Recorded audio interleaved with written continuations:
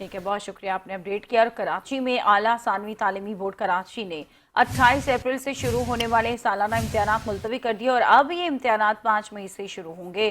امتحانی نظام کو یقینی بنانے کے لیے امتحانات کی تاریخ میں تبدیلی کی گئی ہے۔ کیا وجوہات ہے، اس بارے میں مزید جان لیتے ہیں ادریس سرائی سے۔ جی بتائیے گا۔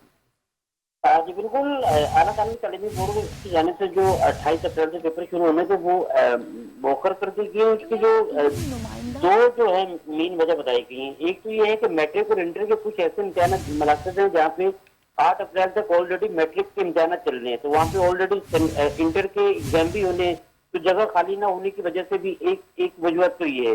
اور دوسری وجوہات یہ ہے کہ جو خصوصی کمیٹی نے جو بچوں کے امتحانات میں جو گریس مارکس دینے تھے وہ بھی ابھی تک نہیں دیے گئے، جس کی وجہ سے بچے تھوڑے سے پریشانی کا شکار ہیں۔